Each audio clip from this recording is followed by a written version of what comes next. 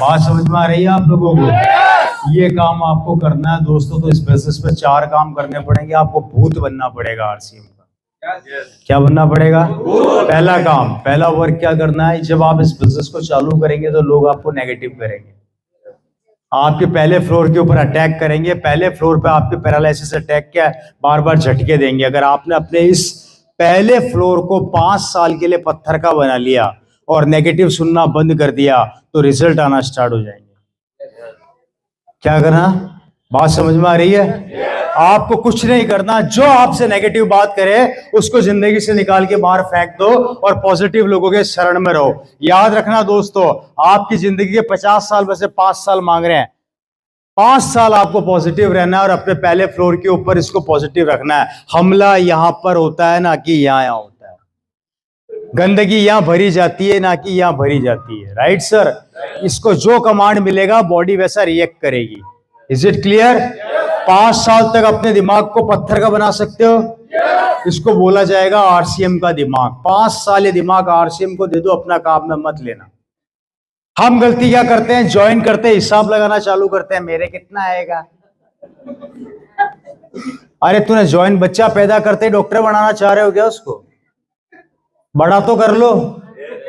अब बड़ा करने का इंतजार तो करते नहीं हो, पैदा होते ही तो डॉक्टर कब बनेगा? तो बच्चा क्या जवाब देगा?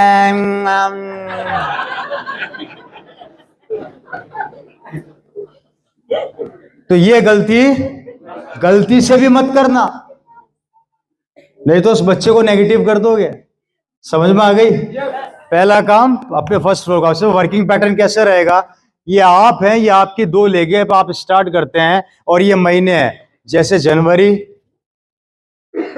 फरवरी। काम करने का तरीका थोड़ा सा हाईलाइट कर रहा हूं, मार्च, अप्रैल, वॉटएवर जो भी है, ठीक है? ये आपके मंथ आ गए। Is it clear? ये आपने अपना बिजनेस स्टार्ट किया। पहला हम क्या करते हैं गलती, एक बेटे को बहुत प्यार करते हैं और दूसरे बेटे को हम सोतेला मानते हैं। इस बेटे को हम भरोसे पे छोड़ते हैं, किसके? दादाजी के। बेटा हमारा तो सेवा भी हमें करनी है, दादाजी को करनी है। Right sir? जो जिंदगी का फॉर्मूला अपने परिवार में अप्लाई करते हो वही फॉर्मूला यहां पे अप्लाई करना है।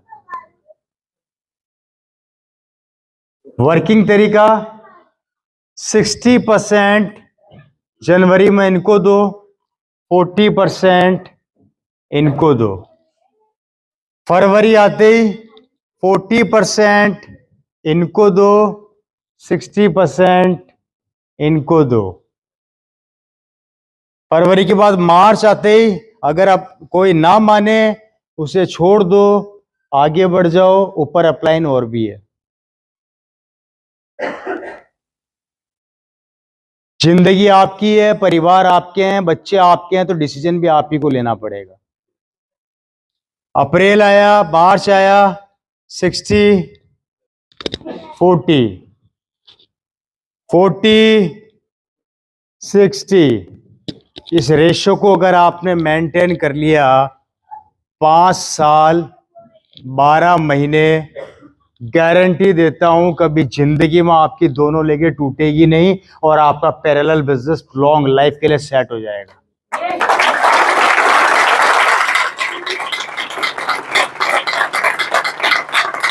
गलती होगी दादाजी के भरोसे बैठोगे तो, दादाजी के भरोसे बैठोगे तो गलती होगी, पर दादाजी के भरोसे आओगे तो फिर और बड़ी गलती कर जाओगे। अपने आप को इस कैपेबल बनाओ कि आपका ये काम इस तरीके से चले। Right sir? और ये कब होगा? जब आपका ब्रेन स्ट्रांग होगा। राइट? दूसरा, इस बिजनेस में अगर बहुत बड़ा करना है तो अपने शहर को छोड़ दो। अगर आप ये बिजनेस एनसीआर में कर रहे हो तो आप ये मान के चलो कि आप कभी भी एक लेवल से ऊपर नहीं निकल पाओगे। अपनी डायरी में और अपने दिमाग में पत्थर की तरह नोट कर लेना मेरी इस बात को। और इस बिजनेस को जितना दूर जाके करोगे सफलता उतनी ज्यादा पास में आएगी।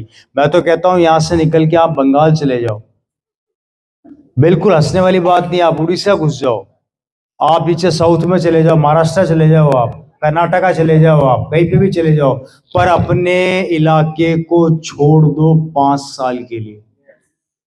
उसके बाद जो बिजनेस फूटेगा, जो फटेगा, आप रोकना चाहोगे तो भी नहीं रुकेगा। जैसे आज मेरा बिजनेस देख लो आप, लोग कहते हैं कि हिंदुस्तान का 80% आरसीएम बिजनेस मेरी डाउन में है, इवन ज्यादा ही बताते हैं, 85% तक बताते हैं।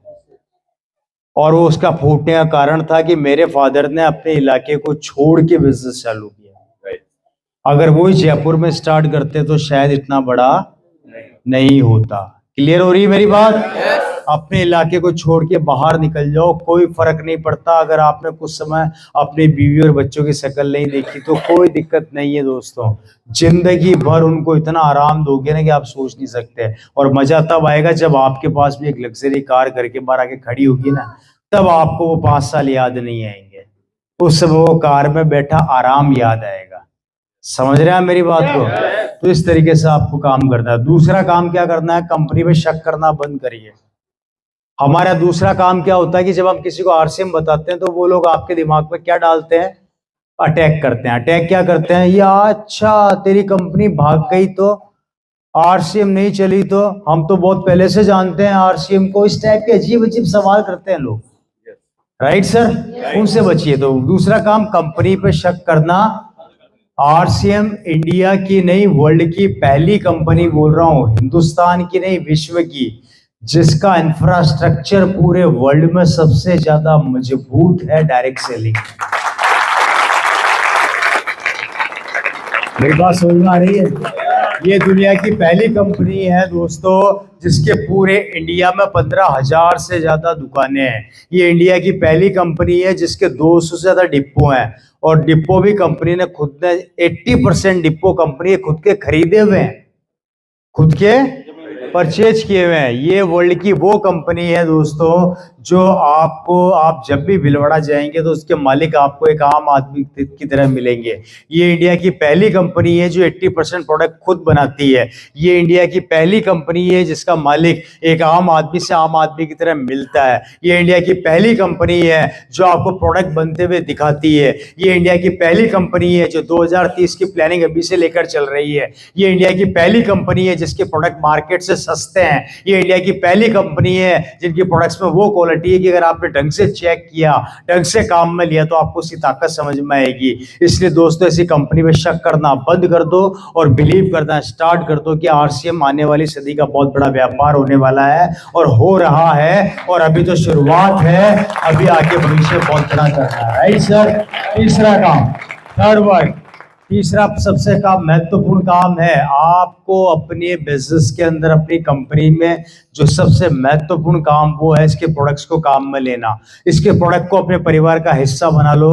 जिस तरीके से आप अपने बच्चे को प्यार करते हो उस तरीके से आपको आरसीएम के प्रोडक्ट से प्यार करना है। और उसका सबसे बेस्ट तरीका है डायमंड क्लब को फोकस कीजिए। मैं किसी और चीज के बारे में आपको कुछ नहीं बोल रहा, मैं सिर्फ इतना सा कह रहा हूं कि डायमंड क्लब को आप फोकस कीजिए। 10,000 का सामान खरीदना कोई बड़ी बात नहीं है 10 लाख की दुकान खोलने की बजाय। इसलिए डायमंड क्लब पे लगातार फोकस करना, प्रोडक्ट्स को काम में लेना। अभी भी मैं गारंटी के साथ कह सकता हूं कि आप में से 80 से 90% लोगों ने आरसीएम के सारे प्रोडक्ट काम में नहीं लिए। मैं अभी भी गारंटी के साथ कह सकता हूं काम में नहीं लिए। सही कह रहा हूं गलत कह रहा हूं? 80% लोग यहां बैठे हैं जिन्होंने पूरे प्रोडक्ट काम में नहीं लिए। और यही हमारी सबसे बड़ी वीकनेस है। आप नया एक्सपेरिमेंट करते क्यों नहीं हो यार? अरे कोई प्रोडक्ट पड़ा है जो आपको नजर आ रहा है और पड़ा है और आप उसको काम में नहीं ले रहे, उसको लेकर जाओ। मेरा प्रॉब्लम क्या है? मैं पिकअप सेंटर वाले को फोन करके सबसे पहला सवाल करता हूं, नया क्या आया? बोला सर ये चीज आई है, फटाफट भेज। पुराने में क्या छूट रहा है? बोला सर आपने लास्ट टाइम ये नहीं लिया, फटाफट भेज। मैं कभी हिसाब नहीं लगाता कि भैया पुराना है, मेरे को नई चीज चाहिए तो चाहिए, सेट है दिमाग में। और आप बिलीव नहीं है तो आपको मैं पिकअप सेंटर का नाम बता देता हूं। राजस्थान में विलास शर्मा का पिकअप सेंटर है, पूछ लेना आप सोडाला में। नाम लिख लो, नोट कर लो, नंबर अभी दे देता हूं। उनसे पूछना रवि शर्मा किस तरीके से परचेजिंग करता है, वो बता देंगे आपको 2 मिनट में। मेरा सबसे पहला सवाल होता है नया क्या आया? बोले सर ये आया है, मेरे को 10 पीस बेच, अभी के अभी बेच। और आते ही पहले मैं उसका इंतजार करता हूं और काम में लेता हूं, तब तक मेरे को चैन नहीं पड़ता। और जब मैं काम में ले लेता हूं तो मेरा कॉन्फिडेंस लेवल अंदर से और मजबूत होता है। अब मैं बोल सकता हूं इस प्रोडक्ट के बारे में। हम क्या करते हैं, जबान पे रटा हुआ है, 5 लीटर तेल लिया ना, मिर्च मसाले, हल्दी धनिया मिर्ची लिया ना, नमक सस्तो है नमक लिया जो, हिसाब लगाते हैं सस्ता क्या है और काम में क्या आ रही है। अरे उसके अलावा भी बहुत से प्रोडक्ट है यार, लो तो सही काम में है जी। साबुन भी ढूंढेंगे तो सबसे सस्ती वाली ढूंढेंगे, और फिर बोलते हैं कि हम 5 साल से पिन क्यों नहीं बदल रही से। अरे सस्ती वाली तो महंगी वाली भी तो काम में ले ले भाई, ये तेल के पीपे से तो बाहर आ जाए कभी। उसके अलावा भी और सामान है हमारे पास, जब जाएगा तेल में डुबकियां मारेगा। सबसे पहला काम तेल धड़ाम अंदर, कहां के तेल में पड़ा है, निकालना पड़ता है बाहर भैया, और भी सामान है।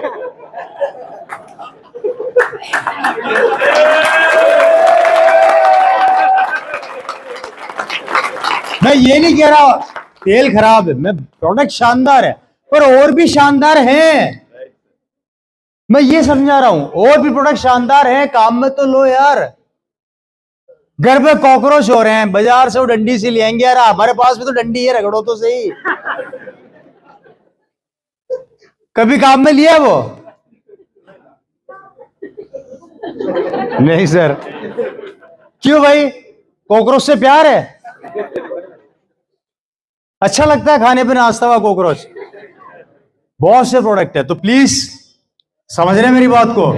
डायमंड क्लब में अगर आप ईमानदारी से सारे प्रोडक्ट लेकर आ जाएंगे ना, मैं गारंटी देता हूं 10,000 का सामान आएगा, 8 से 10,000 का सामान 100% आएगा। और उसके बाद आपका लेवल देखना, आप क्या रॉकेट की तरह चेंज होता है। लेकिन नहीं करना, ले देंगे गिनती के 5 कैलकुलेशन लगा रखी है, उसी में घुसे रहेंगे, उससे बाहर निकलना नहीं चाहते। Right sir?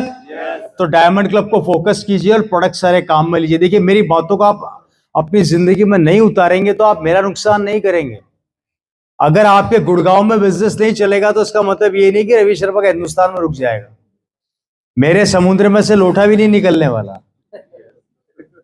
क्या मेरे समुद्र में से एक लोटा भी नहीं निकलने वाला? इसको अदरवाइज मत लीजिएगा, समझाने के लिए बोल रहा हूं।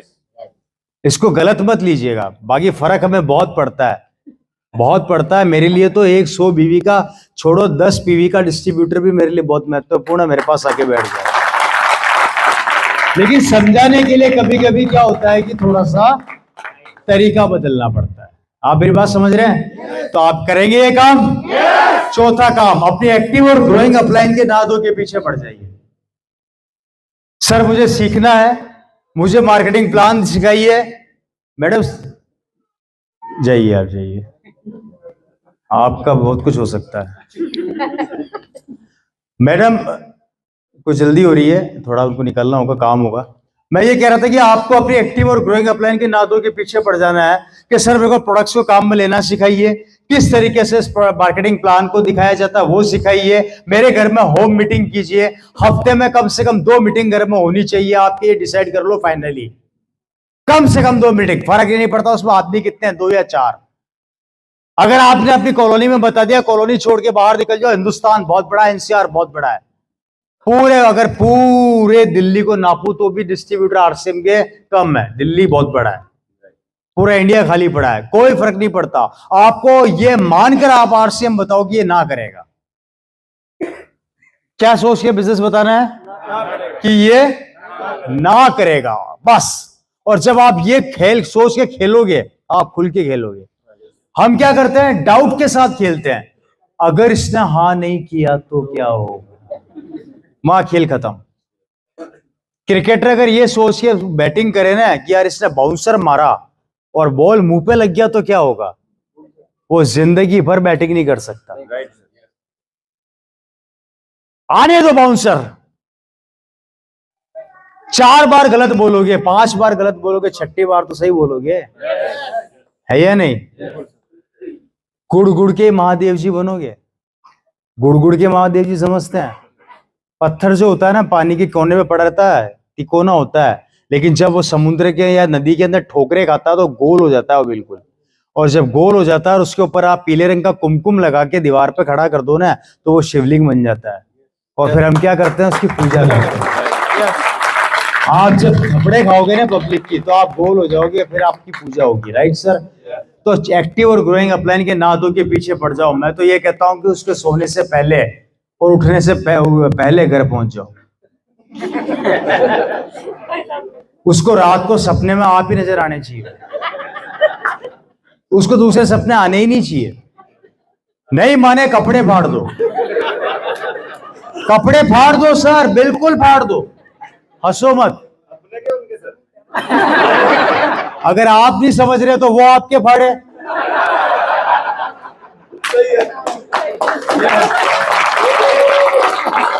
समझ रहे हैं? और वो आपकी नहीं सुन रहा तो आप उनके फाड़ दो, क्योंकि यहां पर कपड़े फटने से भी पैसा आता है। यहां कपड़े, मैं एक फंक्शन में था, शादी में, मेरी 2 शर्ट थी, जल गई। सबने बोला अरे यार माफी चाहते हैं यार, बहुत मैं हंस रहा था, हा मजा आ गया। बोले यार तू अजीब आदमी, तेरे कपड़े जल गए, तू हंस रहा है। बोला कि अब नहीं आएंगे, पैसा आएगा। बोला ऐसा कैसे है? मैं कहा आजा कोपचे में, हमें तो मौका चाहिए। बात समझ में आ रही है? तो 4th point is that active और ग्रोइंग अपलाइन के सपनों में भी आप नजर आने चाहिए। राइट? मैंने 4 पॉइंट बताया। पहला फर्स्ट फ्लोर, उसको बताया। सेकंड मैंने कहा कंपनी पर बिलीव लेवल को स्ट्रांग करना। तीसरा आरसीएम के प्रोडक्ट को अपने घर में काम में लेना और कौन कौन से लाने, किस तरीके से लाने, वो बता दिया। और चौथा अपनी एक्टिव और ग्रोइंग अपलाइन के ना दो। ये 4 काम अगर आपने कर लिए तो इसमें वो सारे काम बाकी के कंप्लीटली बेसिक्स बेसिक्स कोर सब आ जाएंगे, सब कंप्लीटली कवर कर जाओगे आप। लेकिन आपको पहले ये 4 चीजों पर फोकस करना पड़ेगा, क्योंकि हम गलती क्या करते हैं, हम बीच में से बहुत सी चीजें पकड़ते हैं, जिसकी वजह से हम ना इधर के रहते हैं ना इधर के रहते हैं। आपने बेसिक्स स्टार्टिंग में 4 पॉइंट्स पे फोकस किया तो आपको सब कवर करते हुए चले जाओगे। Right sir? आगे बढ़ते हैं दोस्तों। और ये बिजनेस क्या देता है क्या नहीं देता, मेरे पास शब्द नहीं है। मैं आपको बताना चाहूंगा कि दोस्तों इस बिजनेस ने हिंदुस्तान के बहुत से लोगों की लाइफ स्टाइल को बदला। और कई लोगों को घमंड है, कई लोग ये सोचते हैं कि यार अब तो करोड़पति है, हमें आरसीएम की जरूरत क्या है। मैं अपनी बात को जल्दी से खत्म करने वाला हूं दोस्तों। मैं आपको एक बात बताने जा रहा हूं, सोच समझ के समझिएगा। सॉरी, कुछ लोगों को घमंड होता है वो कि मैं करोड़पति हूं, मुझे आरसीएम की जरूरत क्या है। होता है नहीं होता? आप में से कई लोगों को ऐसे लोग मिलते होंगे जो ये कहते होंगे कि यार ऑलरेडी मैं तो करोड़पति हूं, मुझे आरसीएम की जरूरत क्या है। आई एम ए डॉक्टर, मुझे आरसीएम की जरूरत क्या है। आई एम ए इंजीनियर, मुझे आरसीएम की जरूरत क्या है। आई एम ए साइंटिस्ट, मुझे आरसीएम की जरूरत क्या है। अरे आई एम ए बिजनेसमैन, मुझे आरसीएम की जरूरत क्या है। अरे मेरे पास तो बहुत जमीनें पड़ी है, मुझे आरसीएम की जरूरत क्या है। अरे मेरे को तो वैसे 20 लाख किराया आता है, मुझे आरसीएम की जरूरत क्या है। अरे मेरे दादा परदादा ने तो इतनी जमीनें बना रखी है, मेरे पास ऑलरेडी इतनी खेती है, मुझे आरसीएम की जरूरत क्या है। वो सब लोग अपने दिमाग से गलतफहमी निकाल देना। मैं बताता हूं कैसे, बताना जानना चाहते हैं आप लोग? मैं बताता हूं। मेरी बहन, मेरी छोटी बहन जिसकी शादी उस घर में हुई, पानी पी लूं अगर परमिशन दे तो। मेरी छोटी बहन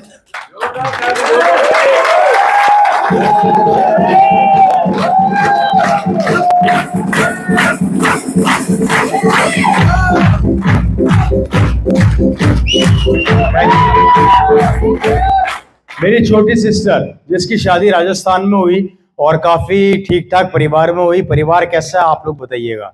राइट सर? मेरी बहन जिसकी जहां पर शादी हुई वो काफी ठीक ठाक फैमिली में गई। आप जब राजस्थान जाते हैं तो कुकस जब आप एंटर करते हैं तो कुकस में लेफ्ट साइड में एक होटल आती है, होटल शिव विलास पैलेस, वाइट रंग का होटल है। वो मेरे सिस्टर के हस्बैंड का है। 5 स्टार डिलक्स प्रॉपर्टी है। हैं? हाँ, कुकस से आगे मेन रोड पे वो प्रॉपर्टी है। 5 स्टार डिलक्स के नाम से है, 5 स्टार होटल है वो। ऐसे 4 होटल उनके जयपुर में है। पूरे यूरोप के 25 कंट्रीज के अंदर उनके डायमंड्स के कारपेट्स के बिजनेस है। खुद का पर्सनल हेलीकॉप्टर है। 70 से 80 कारें एट ए टाइम उनके घर में खड़ी रहती है। शिव विलास का सबसे सस्ता रूम है, एक रात का किराया 35,000 रुपए, और सबसे महंगा रूम है 7 लाख रुपए। उसकी होटल की सजावट में 40 किलो सोने के गोल्ड का अर्क से काम हुआ है।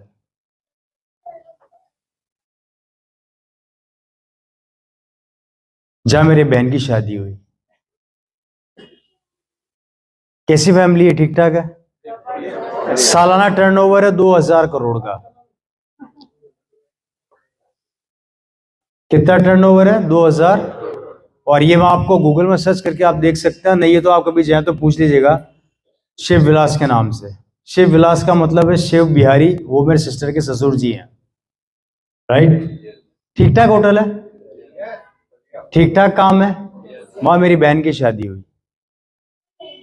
मेरी बहन की शादी में फॉरेनर्स आए थे लगभग 1000 से ज्यादा, और टोटल बारात थी 3000 लोगों की, जिसमें बड़े बड़े सीएम से लेके बड़े बड़े नेता, बड़े बड़े बिजनेसमैन जिनको जेड सुरक्षा मिली हुई थी, इटली से स्पेशली बहुत बड़े डायमंड्स के मर्चेंट्स आए हुए थे जिनको स्पेशल राजस्थान गवर्नमेंट ने सुरक्षा दी थी, वो सब वहीं ठहरे थे। बड़े बड़े फिल्म स्टार आए थे।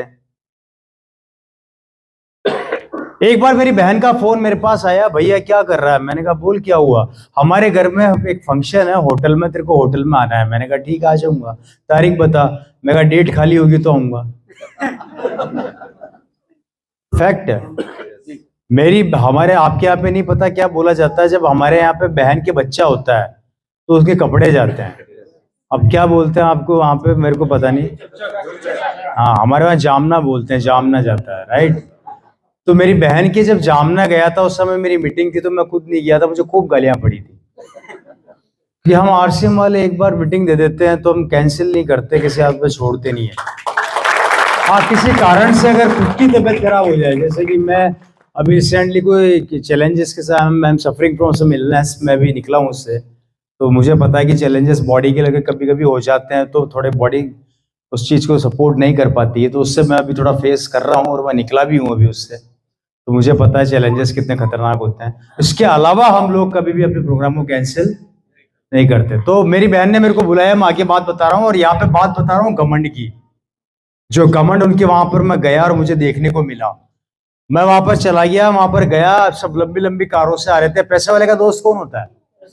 पैसे वाला ही होता है। अब मेरी बहन की शादी में बड़ी बड़ी कारें आ रही है भैया, Mercedes, BMW, Audi, limousine, Lamborghini, Rolls Royce. मैंने कहा ये क्या हो रहा है? बुकाती। मैंने कहा बड़े बड़े लोग आ रहे हैं, सब एंटर कर रहे हैं। मैं भी अपनी गाड़ी से गया, एंटर किया। हाँ, आपने देखा वहां पे बड़े बड़े फंक्शन में राउंड टेबल होता है, उस पर 4 या 5 लोग बैठ जाते हैं, बातें करते हैं। अच्छा, मुझे वहां कुछ जानकार मिल गए पुराने, जो उनकी फैमिली से या उनके रिलेशन में बिलोंग करते थे, शादी के टाइम में जानते होंगे। मेरे को बोला रवि कैसा है? मैंने कहा बढ़िया। क्या चल रहा है? मैंने वही, मैंने कहा हाँ।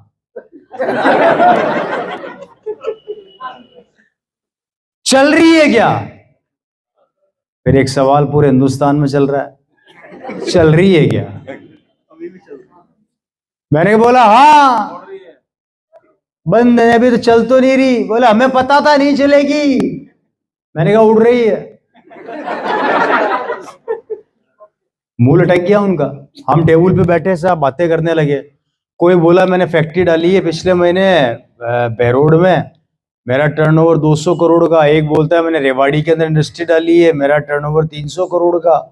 एक बोलता है मैंने वहां पे वो डाला है। वो भाई साहब सब अपनी अपनी बताने लगे। अब आया मेरा नंबर। मेरे को बोले और बेटा क्या कर रहा है? मैंने कहा आजकल यही काम कर रहा हूँ। बोले क्या हो गया? कि कंपनी से फोन है, एक सेकंड। हेलो, हाँ मीटिंग में हूँ मैं भी। तो मैंने बोला भाई, मेरे से पूछा हाँ भैया रवि एक काम कर यार, तू एक काम करो, इज्जत वाला काम कर। मैंने कहा इज्जत वाले से मतलब क्या होता है? क्या मेरा कौन सा बेइज्जत वाला काम है यार? तो मेरे को बोला क्या पूरे जयपुर हिंदुस्तान में घूम के हल्दी धनिया नमक मिर्ची बेचता फिरता है? तो मैंने बोला जी मेरे हल्दी धनिया मिर्ची से आपको क्या प्रॉब्लम है? अरे अपने जीजा जी की तरह होटल खोल, शानदार कोई फैक्ट्री वैक्ट्री डाल, अच्छा काम कर नाम वाला। और वो क्या, वो सब, अब आपको तो पता है कि एक का बोलना होता तो 4 बिलों में से निकल निकल के बाहर आते हैं हमारे। अब वो एक ने छेड़ दिया तो 4 और आ गए। अब वो चारों मतलब वो बैठे थे तो वो भी चालू हो गए। अब मैं बहुत देर तक सुनता रहा, लगभग 10 से 15 मिनट में सुनता रहा उनकी बातें। वो मेरे को लेके उल्टा सीधा बोल रहे हैं, यार आरसीएम ये आरसीएम वो, ऐसा कोई होता है क्या, ये तो सब फालतू के काम है, कब तक पब्लिक को पागल बने, इस टाइप की बातें चल रही थी। तो हम लोग सुनते हैं जब तक सुनते हैं, आरसीएम वालों का एक प्रॉब्लम है, सुनते हैं तब तक आ गई फिर किसकी नाक की बात। दोस्तों बहुत देर तक सुना, सुनने के बाद मैं चुपचाप रहा। और अब उनका घमंड तोड़ना जरूरी था, क्योंकि उनको घमंड था कि हम पैसे वाले हैं।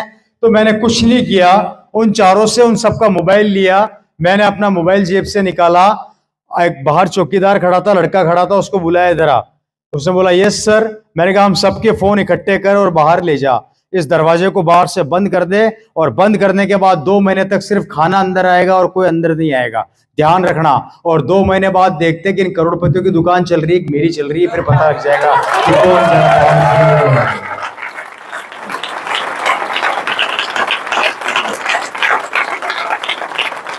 वो मेरे को बोले तेरा दिमाग खराब हो गया है, अगर तूने हमारा काम पर मोबाइल छीन लिया तो हमारा सैलरी कौन बांटेगा, माल कौन देखेगा। अब वो सब राय देने लगे। मैंने कहा क्यों, अब क्या हुआ, काम तो मेरा भी है जो चल रहा है भाई, इतना परेशान क्यों हो रहे हो आप लोग।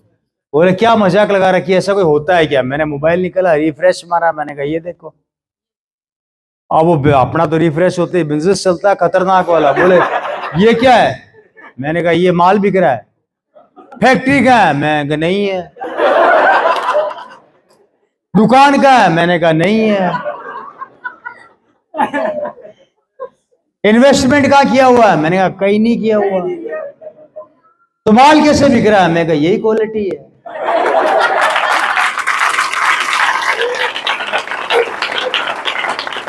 यही क्वालिटी है।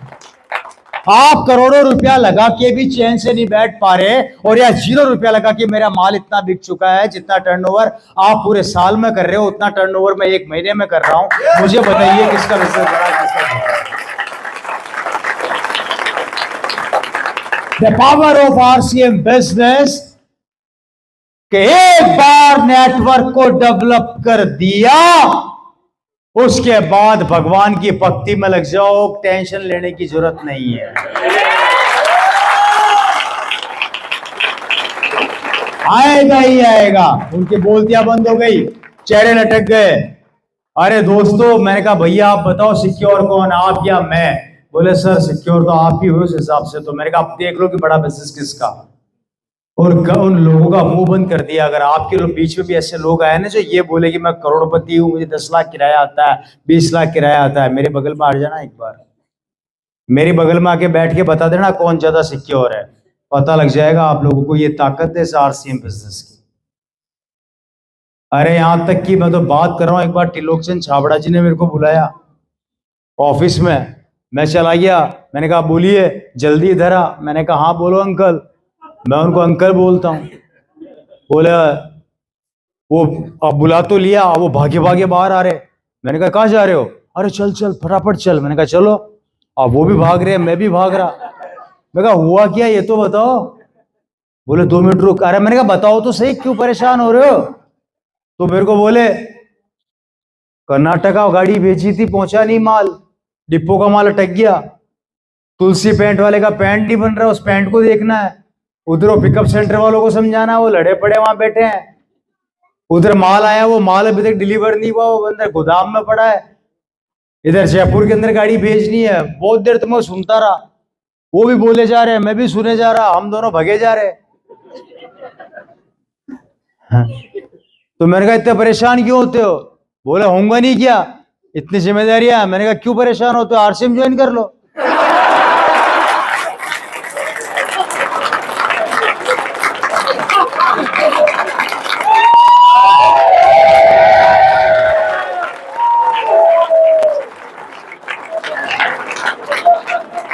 क्या कहा मैंने, आरसीएम ज्वाइन कर लो। बोले क्या बकवास कर रहा है। मैंने कहा सही कह रहा हूं। बोले गाड़ी किसको भेजनी, बोले मेरे को।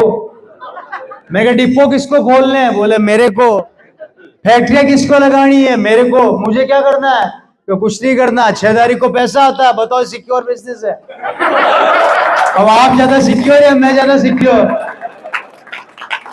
अवसर गुजरने लग गए, बात तो सही है।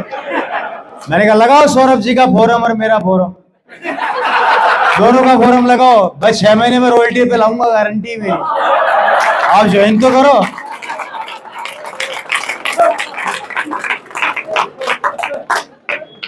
अरे जिस कंपनी के मालिक से ज्यादा सिक्योर हम हैं,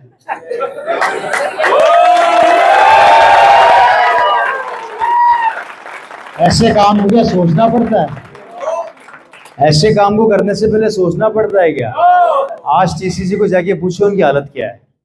उनको माल बनाना है, बेचना है, फैक्ट्रियां संभालनी है, उनको प्रोडक्शन को देखना है, उनको डिपोज खोलने हैं, पिकअप सेंटर खोलने हैं, काम को संभालना है, सैलरियां बांटनी है। अपने को काहे की टेंशन है यार? मात्र राशन खाओ और खिलाओ और पैसा कमाओ, इतनी सी बात समझ में नहीं आ रही? कितनी सी बात है, बात समझ में आ रही है मेरी? सिर्फ एक डिसीजन लेना है यहाँ से जाके कि भैया आज के बाद राशन की दुकान बदल लूंगा, बाहर से खाऊंगा तो किसी फिल्म स्टार का बेटा हीरो बनेगा और यहाँ से खाऊंगा तो मेरा बेटा हीरो बनेगा। निर्णय लेना है, सिंपल सा। सिर्फ दुकान बदल लो, कसम खा लो जब तक सफल ना हूं मैं चैन को त्याग दूंगा। अरे घर कहता है ना कि अकेले ही चलाता रहे मंजिल पर, लोग जुड़ते गए और कारवां बनता गया बनता गया। अरे चला तो था, नहीं चलता तो कारवां बनता क्या? शुरुआत नहीं करता तो अंत का पता लगता क्या? अरे डरना किस चीज का है? क्या होगा? 10,000 दिया, 10,000 का माल आ गया, माल खा लिया, मजा आ गया। मजा आते 4 लोगों से बात करी, आए तो थैंक यू, नहीं तो भीड़ कम। उसको बोलो कोई बात नहीं, तू मेरे बच्चे का भविष्य है, आज मत कल आना पड़ेगा। जाएगा काम, जाएगा काम। 4 और पकड़ लो, इंतजार सोच कर जाओ, मना करेंगे, टेंशन नहीं पालनी, वापिस घर आओ। अगले दिन फिर तैयार हो, 4 को और पकड़ लो, मना करेंगे। 5वें दिन फिर पकड़ो, मना करेंगे। 6ठे दिन फिर करो, मना करेंगे। एक दिन भगवान भी परेशान हो जाएगा कि जिद्दी आदमी है साला, अब तो किसी को हाँ करवाना ही पड़ेगा। बात समझ में आ रही है? आने दो मने। मुझे देखो, मुझे जितने लोग मेरे पे हंसते हैं ना कि यार रवि जी को मीटिंग करना नहीं आता, मैंने कहा हंसो मेरे ऊपर, मुझे और मजा आता है। तू जितना हंसेगा उतना मजा आएगा, क्योंकि फालतू बात है, क्योंकि डर्रा पकड़ रखा है उस जर्रे पे मैं नहीं चलता भैया। अपना साम्राज्य खुद बनाते हैं। सिंपल सा थॉट है। मेरे टॉपिक भी आप चेक कर लो, मैं कॉपी नहीं मारता। ये टॉपिक आज से पहले कहीं देखा आप लोगों ने? मैं खुद अपने टॉपिक खुद बनाता हूँ। समझ में आया तो दिखाता हूँ, तो ताली बजा ले, नहीं समझ में आता तो कोई बात निकालिया बकले, कुछ तो कर, कुछ तो कर, कुछ तो मिलेगा। और वो है ना, जो है नाम वाला वही तो बदनाम है, वही वाली कहानी है।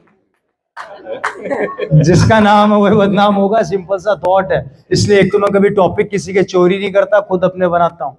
पसंद आए तो अच्छी बात है, नहीं पसंद आए तो और भी अच्छी बात है। इसलिए डरना मत लाइफ में। मैं आपको ये सिखाने जा रहा हूं कि आरसीएम बिजनेस दुनिया का वह कंसेप्ट है जहां पर आपको इन्वेस्टमेंट जीरो करना है, सिर्फ एक निर्णय लेना है। याद रखना, एक निर्णय लेना है और निर्णय आपकी जिंदगी बदल देगा। नहीं तो फिर क्या होगा? वही होगा जो आज से 2 साल 3 साल पहले हुआ था। एक वायरस ने हमारे देश में एंटर किया और सब बर्बाद कर दिया, जिसका नाम था कोरोना वायरस, जो मार्च 2020 में हमारे देश में घुसा और सब ऐसी की तैसी करके रख दी। सही कह रहा हूँ, गलत कह रहा हूँ? आप आश्चर्य करेंगे, आप लोगों ने कुछ सीखा नहीं सीखा? मैंने बहुत कुछ सीखा। अब जानना चाहते हैं क्या सीखा? उस समय दुनिया में 2 लोग वायरस पे काम, नेटवर्क पे काम कर रहे थे। पहला कोरोना, दूसरा आरसीएम वाले।